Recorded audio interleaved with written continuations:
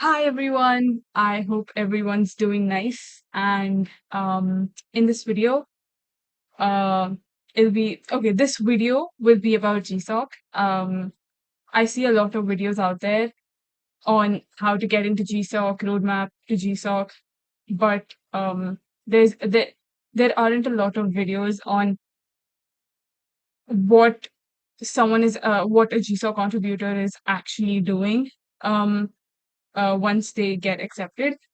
And this video will be about that. So I got into Processing Foundation as a GSA contributor, obviously, and I'm working on making the autocomplete hinter more context aware. I'll Let me show you what I mean by that. Right, so this is the P5JS web editor that I've hosted locally on my machine, and so it has this autocomplete feature that suggests functions and variables that are there in the P5JS library. And it kind of makes life easier, but one of its limitation is that it's not context aware. As in, like, wait, let me go to the actual P5JS web editor. Yeah, this one. So this one's locally hosted, and this one is the current one in production mode in production. Yeah. So here, if you see, if I type setup, it suggests the function setup inside um the already declared function setup. So we obviously don't want something like that. And similarly, you wouldn't want the function draw inside setup because it logically does not make sense, right? So that is what my that in like on a surface level, that is what my proposal was about, making it context aware in the sense that it finds the context of your cursor, which is right now I'm in the context of setup. So it suggests functions that logically make sense when you're inside the function setup, right? So till now, do I want it? Okay, let's just keep it there. So till now, when I type something like setup inside setup, it understands the context and it gives a warning. The UI kind of sucks, but I have to work on that. But essentially, it works, right? And similarly, if I do something like draw, it gives me what do you say? Warning. The way I did that was by making whitelists and blacklists for all the major functions. And what that essentially means is how it works is it checks if the functions that I'm suggesting are they in the blacklist of the context I'm in. So if you see, this is the entire code base, and this is the scope map. So here, if you see, the context draw has the blacklist with all of these functions, meaning that these functions should logically not be used inside draw. And essentially that's how it works. Like it goes into the scope map, and then it sees whether the particular function that I'm suggesting is it in the blacklist. If yes, then show a warning. Um, Yeah, yeah. All in all, that's what like I've also introduced a lot of other enhancements. For example, the current editor, it does not suggest the variables that the user declares, right? But we essentially want any good coding editor to be able to suggest functions like that.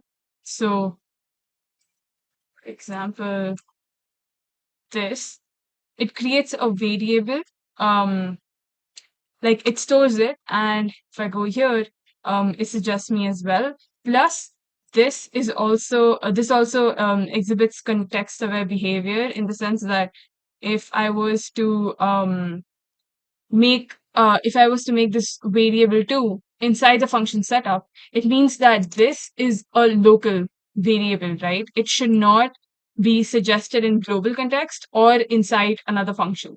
So if I were to say variable 2, it does not suggest to me that in global context, but if I was inside setup, it would, because it logically makes sense. And similarly, not inside draw either. It only suggests variable 1 because it's a global variable. It's accessible everywhere. What else? Yeah, and then there's also this stuff with classes. For example, let's go to one of the references. So P5 also has a lot of classes, and obviously classes have their own methods. So for example, load XML. Okay, it's loading. Is my internet not okay? Yeah, cool. So loads. So this is a method that loads an XML file to create a p5.xml object, which means p5.xml is a class, and load XML is the method that creates an instance of this class. I don't know if I'm saying that right, but essentially what we want is if I copy paste this here, um essentially what I would want is if I type my XML creates a, like, it stores the instance to the load XML class. I don't know if I'm saying the keywords correctly, but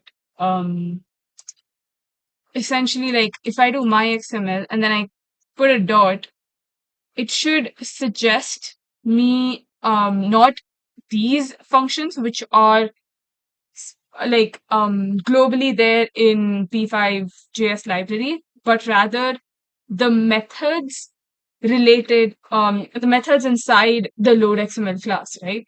So for example, my XML has a method called get children. And how do I know this? If you go here, um these are uh the hell these are all the kind of all the methods that load XML has, right? And we would like for it to show all of the methods. Currently, it does not do that, so I've had to change it. Let me copy that again. Yeah. So now what it does is if I type my XML dot, it gives me a list of all the methods that uh, that load XML has. The UI sucks. I have to work on that, but it's working. Now what we want is to introduce context-aware renaming, in the sense that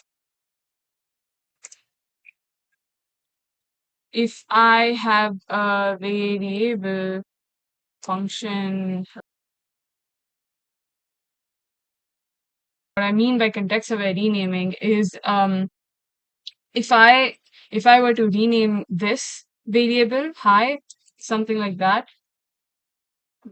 these two variable like this variable, the context of this variable is global, right? So renaming that hi should not have renamed this hi.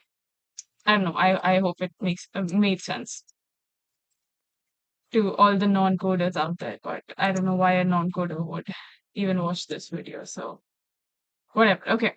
That's what we want to introduce in here. And I've sort of made sort of written the code for it. So till now, let's see.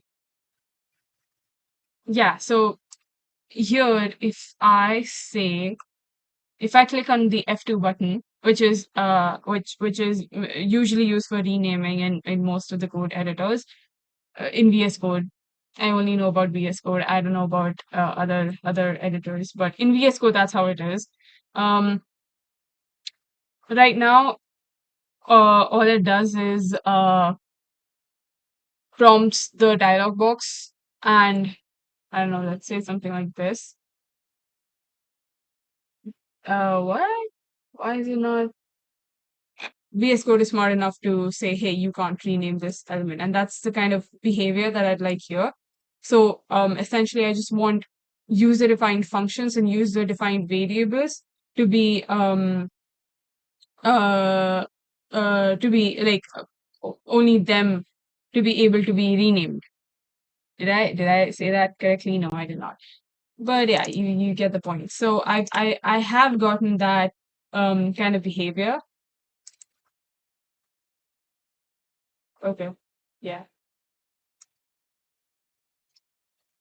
Yeah, cool. But there are still and it does correctly show uh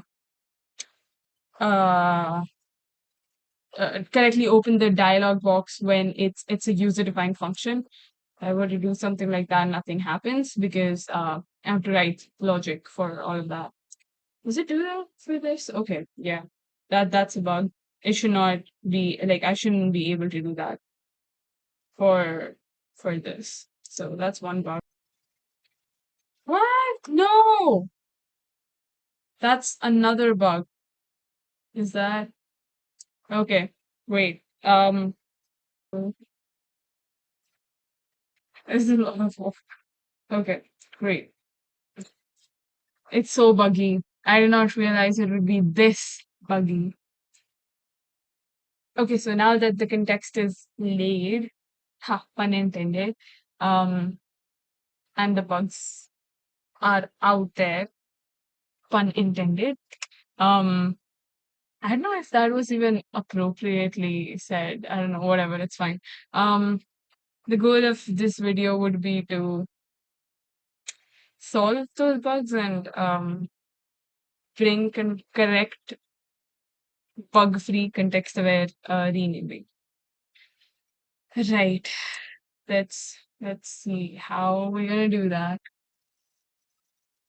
I'm in another room now because people came in my room. Anyways, so I've cleared the entire rename variable file and we're gonna have to start from scratch because it's not working. Okay, let's cut that. Um, let's see. I kind of want to understand how the find and replace logic is working. Um, for type of query, user expression.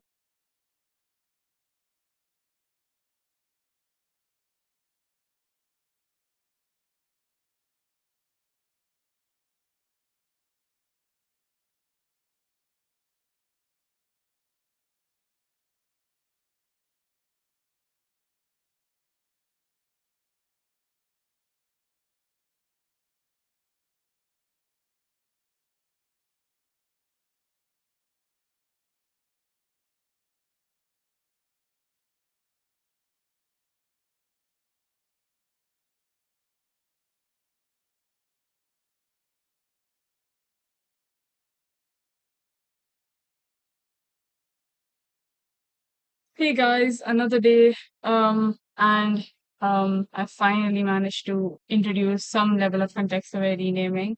So, for example, if I were to rename this variable, then it should only affect the variable in site setup because it's globally accessible. But then this the const meow equal to 5 is a local variable which is only accessible within the draw function, right? So if I were to rename this to, this, it works.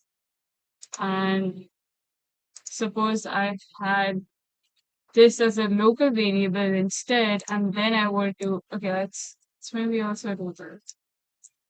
Yeah. Okay, now if I were to rename this to, I don't know, move, yeah, it works. Um, I did not code a lot. I guess like I mentioned that I would be coding, but I did not do that because I just asked Chat GPT to um, give me the codes. And I don't think that's necessarily a bad thing because I think if I would have tried to code it on my own, it would have taken me like more than 6 hours or something, because there's a lot to look at and constantly just yeah, I don't know. I don't know if it would, I don't know. I mean, it's fine to use ChatGPT, like thinking in the whole planning it out and how I'd like it to be put together. That was all me. All I had to do was just tell ChatGPT what to do and give it all of the context. And I'm surprised it actually worked. I did not have to curse it a lot, but it works, and there's still a lot of work to do, but um, that was it for this video. I hope you have a good rest of your day.